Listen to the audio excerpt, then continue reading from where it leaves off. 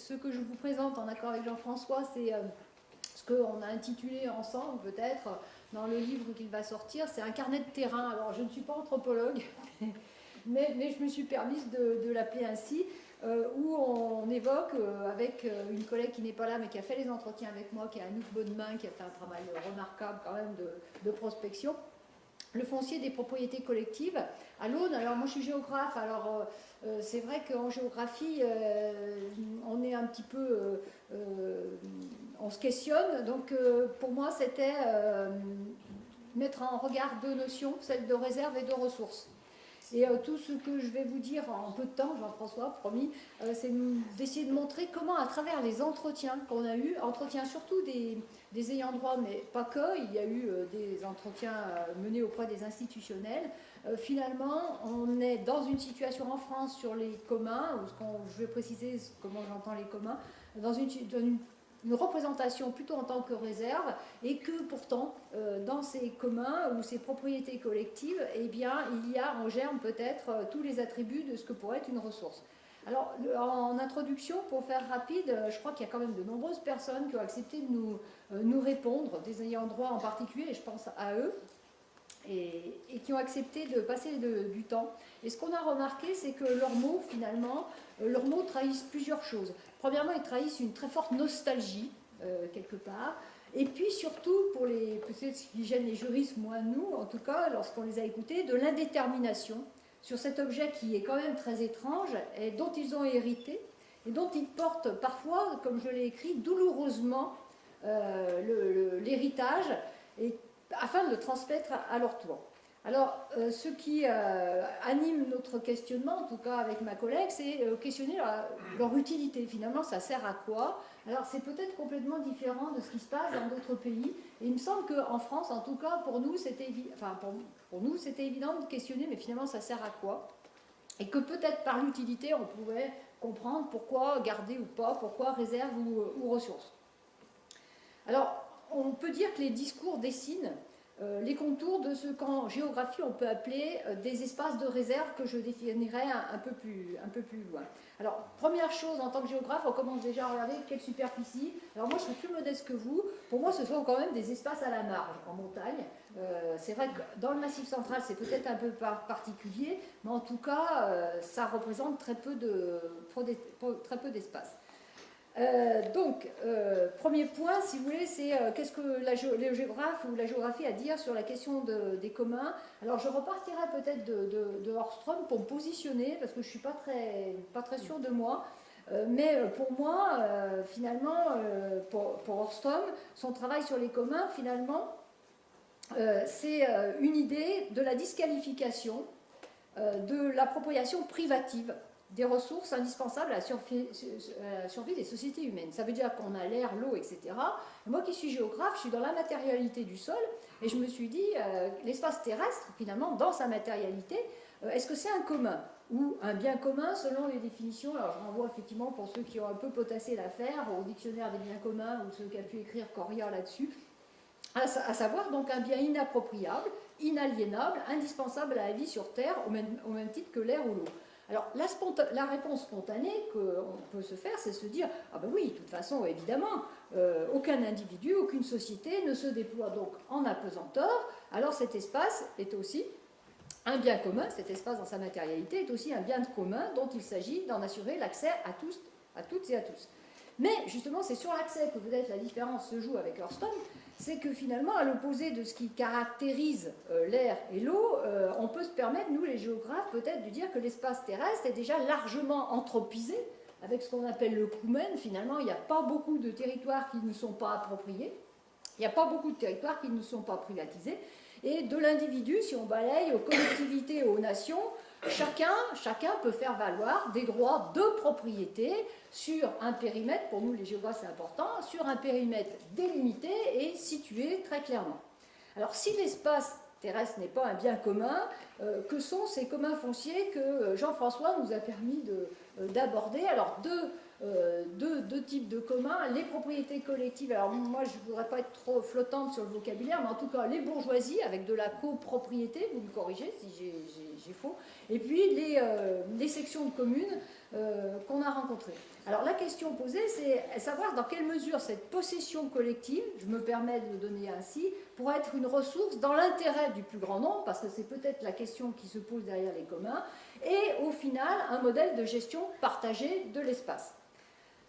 Alors, ce que je vais évoquer devant vous, c'est finalement une problématique qui oppose des superficies qui sont marginales, des problématiques qui se posent à l'échelle des communes qui quand même peuvent poser des questions en termes de revenus, parce que le peu de commun, de propriété collective qu'on a sélectionné, c'est celle où il y avait des revenus, et il y a des revenus substantiels, et ça, effectivement, si le collectif n'anime pas ces communs, n'empêche qu'il y a des revenus qui peuvent être problématiques à l'échelle des communes.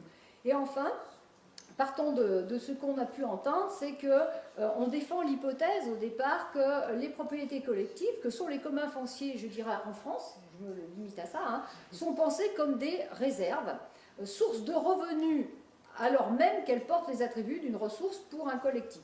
Alors plusieurs points, en 2 points, et Jean-François tu m'arrêtes, hein, tu me dis je couperai. Hein. Premier point, c'était l'idée de démontrer pourquoi on peut qualifier ça de réserve au sens géographique, et deuxième point, essayer de chercher, creuser un petit peu le potentiel de la ressource là derrière.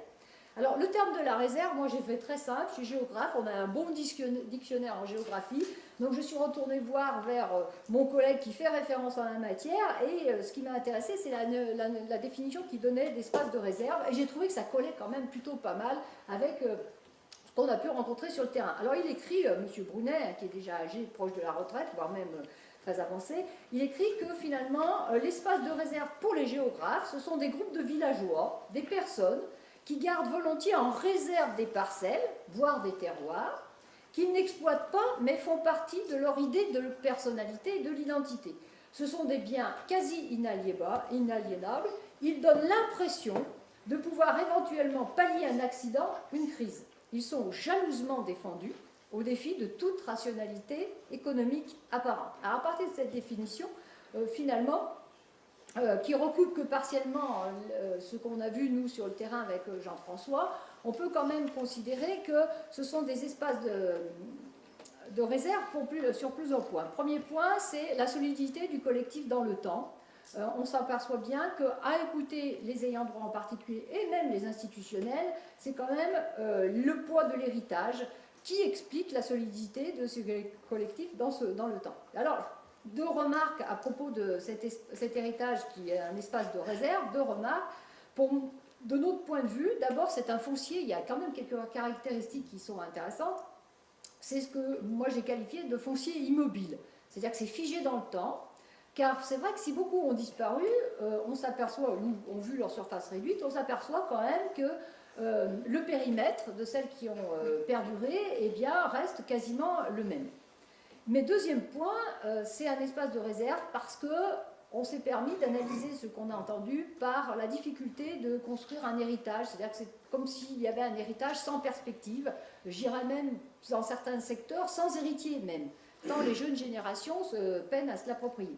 Alors, espace de réserve, un foncier immobile, qu'est-ce que j'entends par là? J'entends par là que finalement, on a des parcelles qui se trouvent hors marché foncier.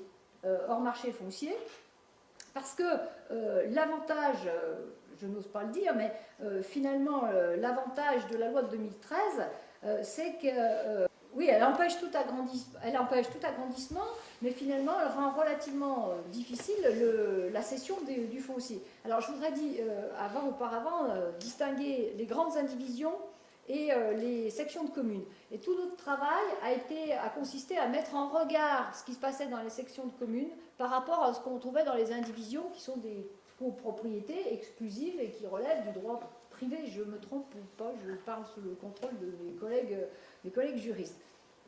En fait, on s'aperçoit que dans le premier cas, c'est-à-dire pour les sections de communes, c'est difficile de le céder, oui, c'est difficile de le céder parce que finalement, ça appartient à un collectif. Alors que dans les grandes indivisions, on a une grande marge de manœuvre et finalement, elles peuvent parfaitement s'étendre, ces grandes indivisions, mais elles peuvent aussi se dissoudre si les ayants droit s'entendent. Donc au final, on peut se dire que tout est fait en théorie dans la propriété collective pour garantir la pérennité de l'usage collectif du foncier, sur le foncier, pérennité de l'intégrité du sol et retour des revenus au profit du territoire de la propriété collective. Et il nous semble que cet aspect est fondamental car le bien est ainsi soustrait temporairement au marché. Le foncier des propriétés collectives est mis hors marché et ce pour une raison. Le vendre reviendrait-il à faire disparaître un héritage auquel on tient alors même que son utilité est, dans l'immédiat, extrêmement limitée. Espace de réserve, donc, à sauvegarder, mais pour qui et pourquoi faire? Alors, deuxième point, des réserves en héritage sans perspective.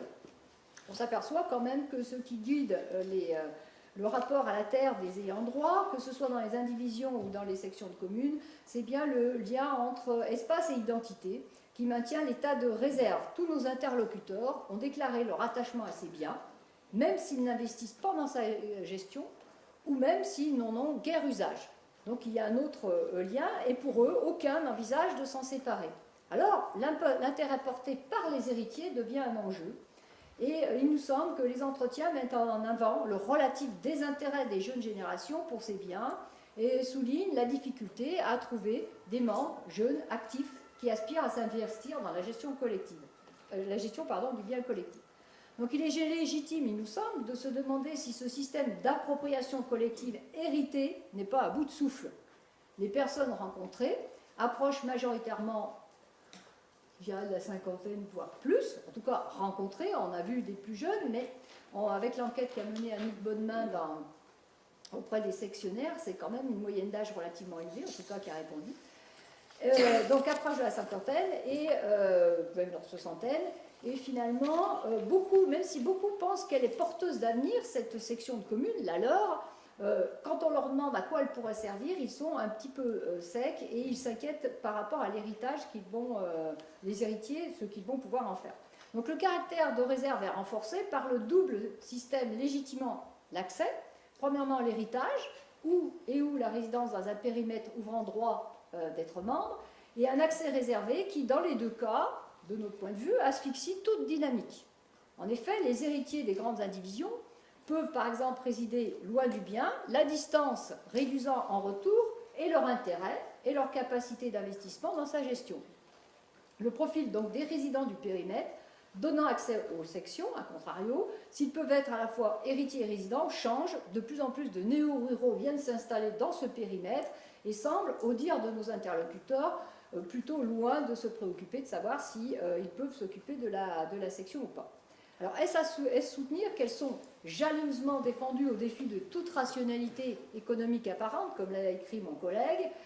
C'est vrai que ces espaces de réserve ressemblent à ce qu'on peut appeler un héritage extrêmement encombrant, tant pour le législateur, on l'a vu, on l'a entendu, que pour les membres bénéficiaires ou les collectivités territoriales auxquelles ils sont rattachés. Donc on peut se poser la question de leur fonction. Je vais essayer de passer vite, Jean-François, sur les questions de la fonction.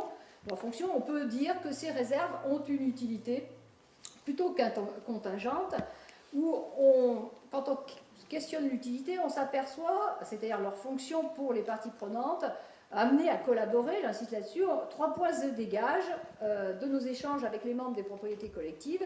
Alors le franc des intérêts d'une grande partie de leurs homologues pour le bien fond, l'utilité avérée pour certains exploitants des espaces de montagne, et ça je pense qu'il faut mettre peut-être le Massif central un peu à part par rapport à ce qu'on peut dire sur la Savoie, pour la Savoie et la Haute-Savoie, et plus généralement on note quand même sur les sections que nous et sur les indivisions que nous on a investis des revenus substantiels.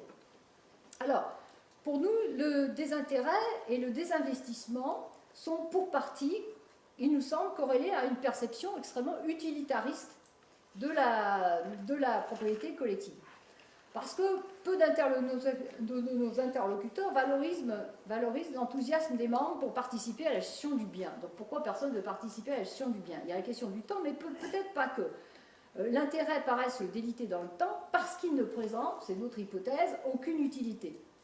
Alors c'est sûr qu'entre les très motivés, les démotivés, les surinvestis, il existe des degrés, mais on peut considérer que finalement la dégradation de la relation est quasi générale, alors même que de substantiels revenus alimentent les caisses du collectif, constituant de fait une réserve parce qu'aucun membre seul ne peut en espérer un quelconque avantage matériel. Donc c'est une réserve utile pour certaines activités, c'est vrai, le pastoralisme, l'élevage et le tourisme, en particulier, alors tourisme plutôt Savoie, pastoralisme dans le Massif central, mais, bon, je vais peut-être passer vite. Oui, c'est-à-dire que ce qu'on peut dire, c'est que pour les exploitants agricoles, ça a été évoqué, il est clair que dans le Massif central, il y a un très fort enjeu autour de l'accès à ces terres, que ce soit pour les membres des sections, ou même d'autres qui essayent de pouvoir obtenir une superficie un peu plus importante. Et on a une collègue dans le sud-ouest, si je ne me trompe pas, Madame Echen, qui travaille beaucoup sur l'impact de la PAC par rapport aux sections dans les zones agricoles. Bref, en tout cas pour cette partie d'ayant droit, c'est très clair qu'il y a un enjeu très fort. Mais finalement, plus généralement, c'est une source de revenus qui revient au bien, c'est-à-dire en quelque sorte à la matérialité, et c'est ce qui fait le désintérêt et l'inutilité pour les individus. Ce qui précède, finalement, donne raison à la supposée rationalité économique des individus, expliquant en retour le désintérêt pour les communs fonciers. Indéniablement, les discours entendus sur le terrain vont dans ce sens. Alors, nous voudrions peut-être déplacer le constat, afin d'en souligner à la fois la complexité. La notion de réserve montre combien, malgré l'absence d'avantages individuels, l'attachement des personnes peut être fort. Et la conséquence, dans le cadre de notre questionnement, à savoir la difficile transformation de la réserve en ressources, ne se trouve-t-elle pas, enfin la clé ne se trouve peut-être dans l'étonnante attribution des revenus à une entité morale incarnée non pas par un collectif humain, au contour incertain dans le cas des sections de communes, mais une chose matérielle, le sol. Or, sans collectif constitué et solidaire, eh bien, on va le voir tel que nous définissons la ressource, la ressource ne peut pas exister s'il n'y a pas un collectif constitué, parce que, peut-être sauf pour les agriculteurs, et on peut considérer que pour le reste, des revenus sont générés, mais leur fonction pour les parties prenantes relève plus d'une charge symbolique, sauf possiblement, on le verra à la fin, pour la collectivité, la commune, où elle se situe. Alors, est-ce à soutenir finalement que seule la collectivité territoriale, la commune, en s'attribuant la propriété des sections, c'est ce qu'on reproche à la loi de 2013, est en capacité d'activer la ressource? Alors, rien n'est moins sûr, nous espérons vous convaincre que finalement, réserve et ressources, contrairement à ce que j'ai pu dire, ne s'opposent pas forcément, c'est ma deuxième partie, et de voir comment on peut passer de la réserve à la ressource et quel potentiel les propriétés collectives recèlent-elles. Alors la ressource, telle que je la définis, telle qu'on l'a définie avec une collègue, alors c'est un peu complexe, mais finalement j'espère que vous allez me suivre. Comment on définit la ressource? C'est comme une potentialité subjective de création, c'est-à-dire qu'il y a quand même l'idée de subjectivité, une faculté de métamorphoser ce qui existe en y insérant une richesse nouvelle. Alors ça me semble important, ça, parce que nous, on a l'impression qu'il n'y avait pas de plus-value, que ce soit, enfin peut-être pas dans les indivisions, mais en tout cas dans les sections de communes, il n'y avait pas cette idée que le collectif pouvait apporter une richesse nouvelle. On a des acteurs qui sont territorialisés, qui conscientisent et mobilisent son potentiel au sein d'un processus d'exploitation ou d'appropriation pour que, d'inerte, elle devienne active.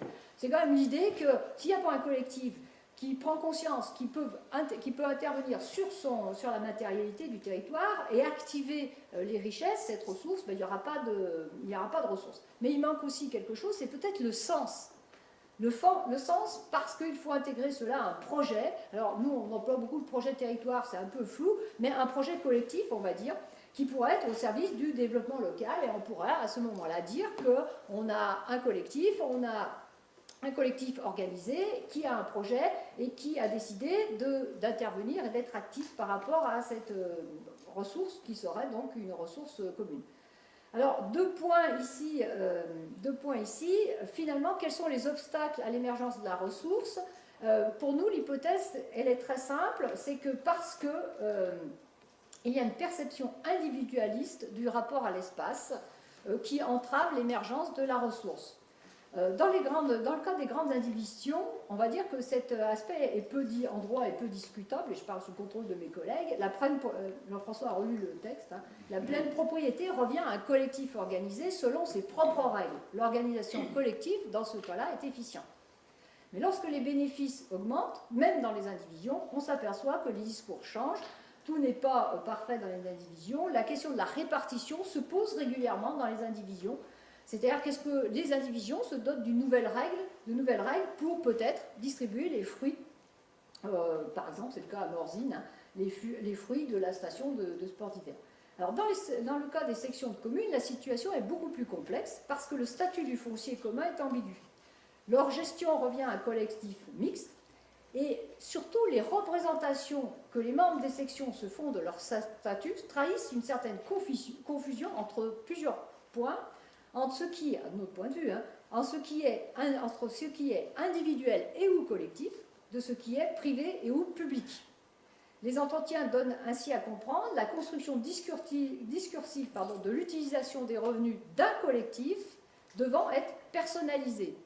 Le ressentiment envers le législateur est fort. L'acte de 2013 est considéré comme une spoliation dès lors que chacun ne peut en user individuellement.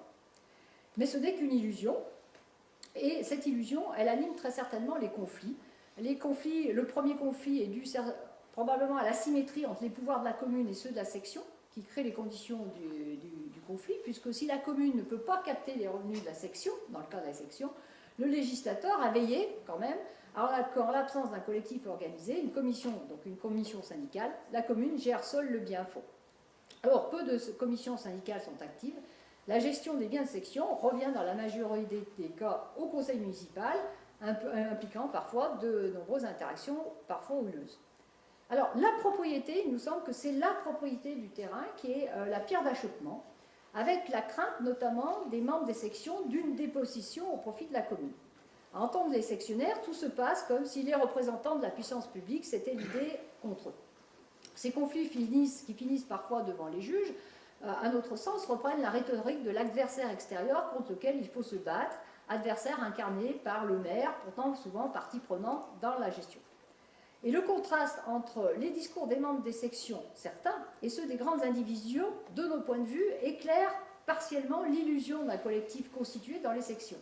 Si les deux modalités de gestion sont effectivement collectives, il nous semble que les sectionnaires pensent individus propriétaires, alors que les copropriétaires parlent d'une seule voix. Mais finalement, on s'aperçoit que chacune des parties prenantes sont conscientes du potentiel des propriétés collectives. Et par un retournement paradoxal, la réserve, on soutient l'hypothèse que la réserve porte la ressource, et peut-être aussi là dans les sections communes, autant que dans les indivisions, sinon plus.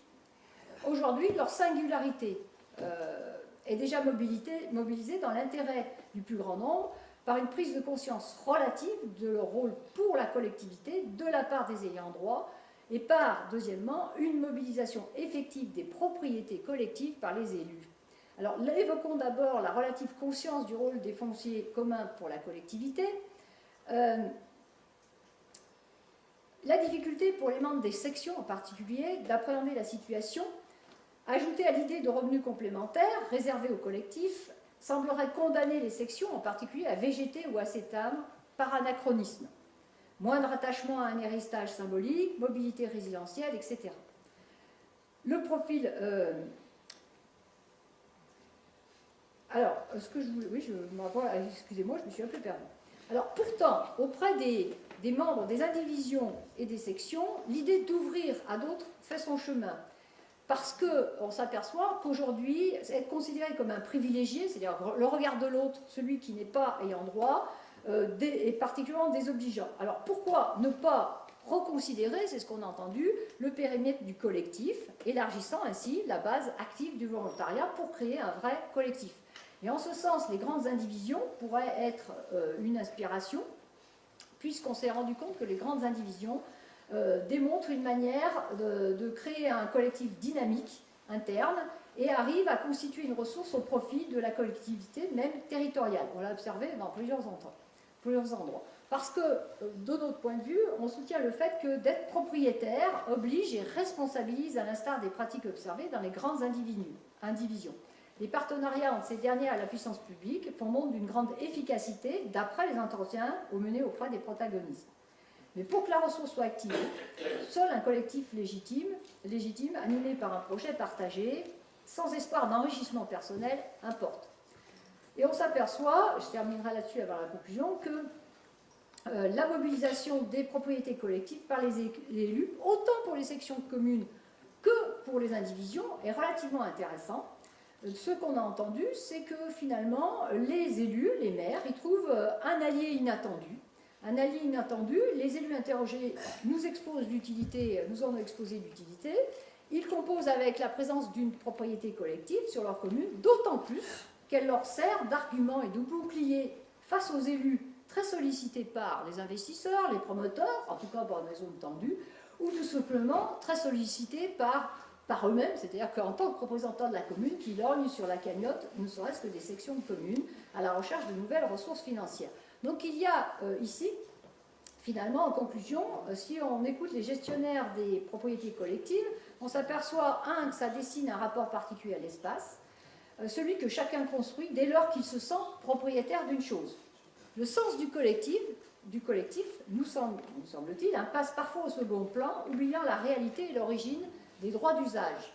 Cette vision des propriétés collectives, conçues comme des espaces de réserve, fait abstraction des qualités intrinsèques de cette dernière, au moment où s'opèrent de grandes transformations environnementales, politiques, éthiques et morales, et même les scientifiques, vous voyez, s'emparent de la question des propriétés collectives. Et si les propriétés collectives étaient en capacité de répondre pour partie à ces défis? Alors finalement, on se dit qu'une forme ancestrale de propriété deviendrait un laboratoire expérimental et prospectif. Ce sera une belle culbute de l'histoire. Parce que finalement, la ressource est là, parce que les parties prenantes, elles, même sont conscientes du potentiel qu'elles représentent, parce que les élus composent avec leur présence, elles s'affirment aujourd'hui comme une ressource pour la collectivité dans son ensemble. Alors le projet, on peut dire que seul le projet peut manquer dans certains endroits, parce que c'est peut-être le projet qui scelle l'action commune. Et n'est-ce pas en creux, alors c'est une question, je ne veux pas me faire enguirlander, mais est-ce que ce n'est pas en creux l'avertissement donné en 2013 par le législateur, finalement, à propos des sections de communes, devant des sectionnaires figés dans le temps, inhibés? Aussi les questions de la capacité d'organisation du collectif pour en prouver l'intérêt collectif par désintéressement individuel au sens où l'entend, alors je vous le livre parce que je l'aime beaucoup, un philosophe qui s'appelle John Elster, où finalement on pourrait considérer qu'une motivation détachée de l'intérêt personnel ferait que du désintéressement par négligence, c'est le cas dans les sections, et les indivisions aussi dans certains cas, la propriété commune procéderait d'un désintéressement par choix, celui de l'altruisme, et ce serait peut-être une nouvelle utopie foncière qu'on pourrait dessiner de cette façon. Je ne sais pas si j'ai été claire, j'ai été rapide. Merci Sylvie.